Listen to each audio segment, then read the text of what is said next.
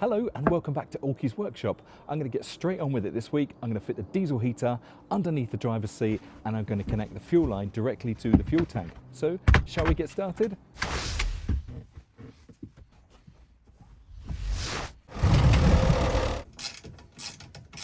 I like to put the diesel heater under the driver's seat. There's a few good reasons. One, the access underneath is really easy. You can bring the exhaust out right alongside the exhaust of the vehicle and all the shroudings there. It's really, really good. There's electric in the B pillar right next to you and you can send just a quick little line underneath the floor there and you get access to the diesel tank. So you can put your fuel pickup straight into the diesel tank of the vehicle.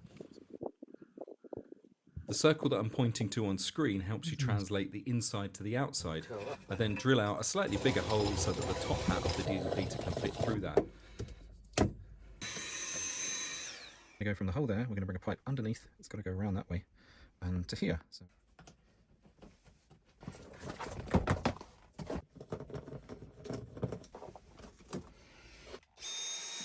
I then take a little bit of time to make sure my connections are there. The electric comes from the B pillar behind you, as I said before, and just under the floor there is where you'll find where you'll put the fuel line to then connect to the fuel tank of the van.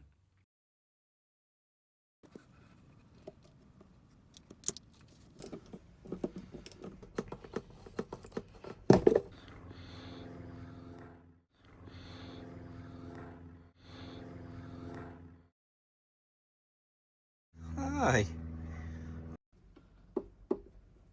When I fit the diesel pickup line, I want to make sure that it doesn't hit the bottom of the tank.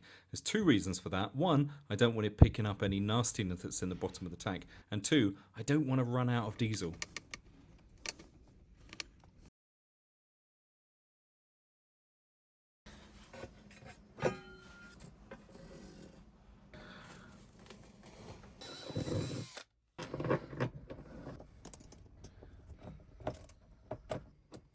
As you know, all these diesel heaters are just a little bit different, so if you want a detailed video on how I fitted this diesel heater, just leave a comment below.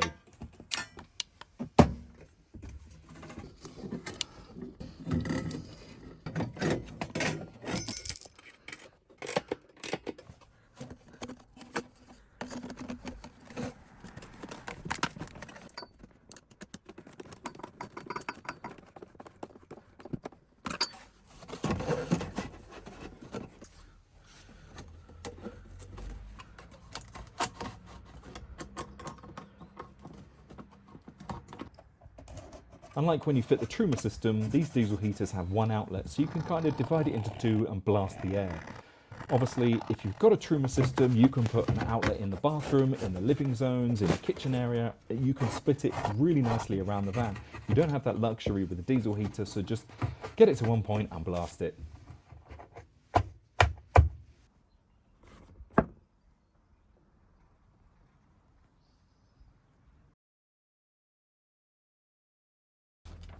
This van's really starting to come together now, so I'm going to make some B pillars to cover up those sort of gaping holes on the B pillars where they used to be.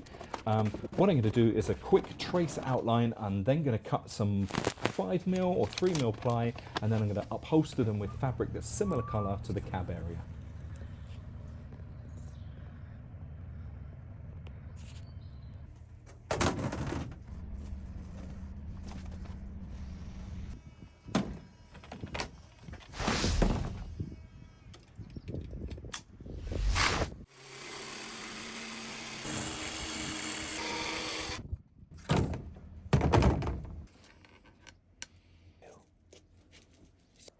You snuggle of me.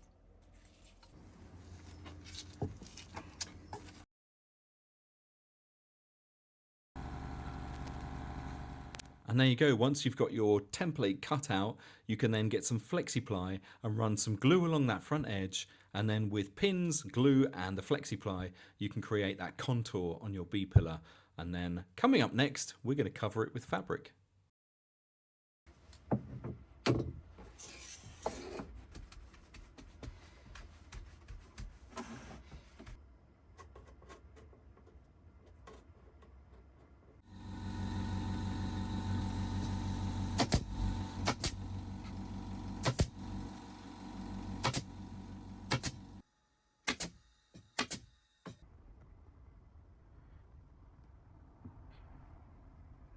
I know the 3mm ply and the flexi ply, the glues and the pins make everything look really solid, but once that's covered with headlining fabric, the 3mm ply then allows me just to click everything in place.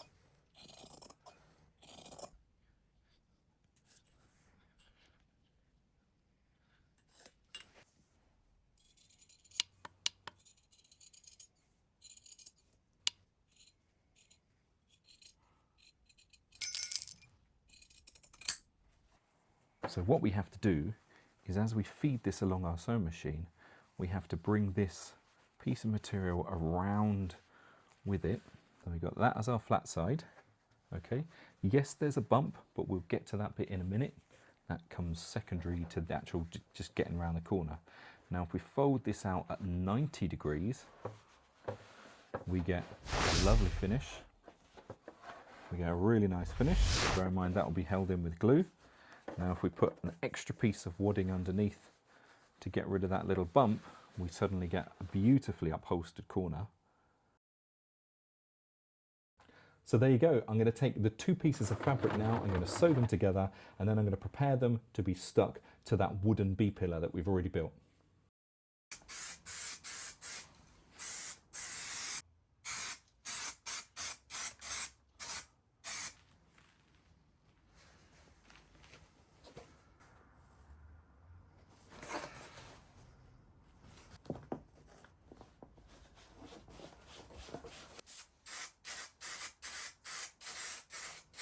So this is upholstery headlining fabric, and it's a little bit different to three-way stretch fabric in that it doesn't stretch. So you have to use your templates that we love on this channel to make this perfectly, and then when you glue it together, there'll be no wrinkles, it'll be lovely and smooth and looking beautiful.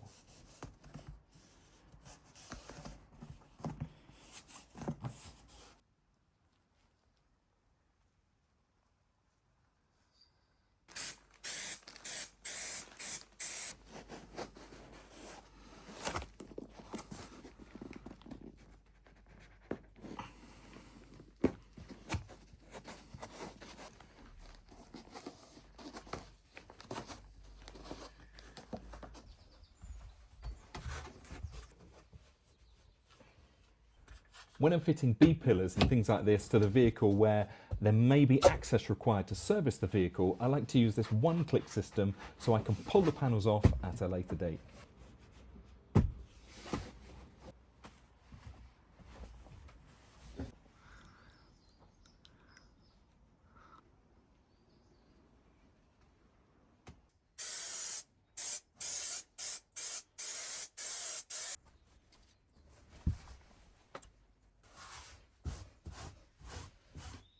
Okay, well this is three-way stretch fabric. You really can't go wrong. You just put your glue on the wall, you put your glue on the fabric, and you stick them together. Make sure you're using high temperature glue because it gets really hot inside campervans. I'll leave a link in the description to the glue that I use. I can recommend it. I've used it for years. Really superb stuff.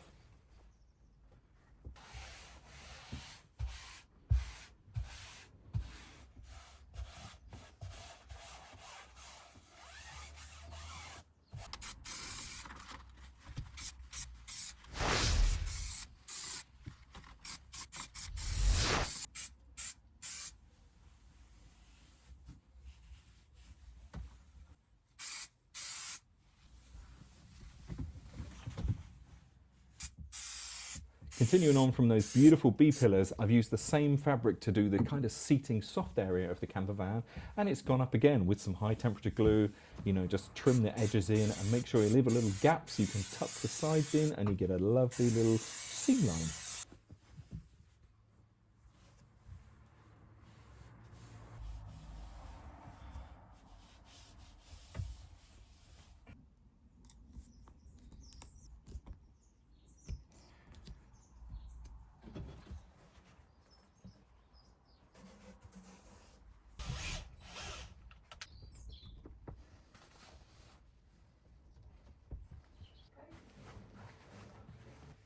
Box cushions, what more can you say? They're so easy to make. There's a million tutorials out there on how to make them.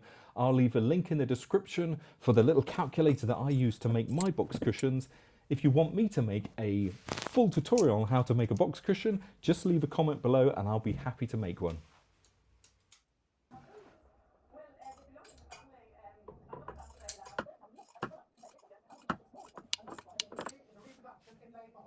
a 40 table, say 200 rate and please 200 and bit, 220. 220 I have now, 250 before.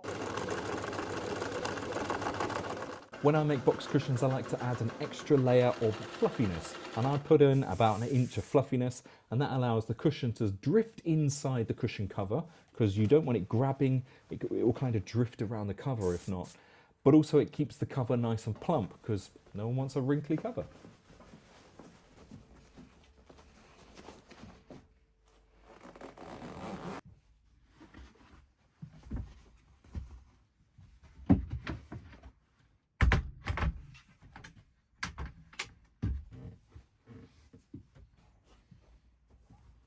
I wasn't really sure about this Combi gas and sink thing because I wanted to keep the worktops really clear for making things for the YouTube channel and so on and so forth. However, I do need to eat. So I thought I've got the cooker and the washing up all in one thing. It's a fairly flat surface. I can still use the area if I need to. So I thought I'll put this in now. It was also hanging around in a workshop, which means it's one less thing to move out. It'll do for now. If I want to change it up later, go for it.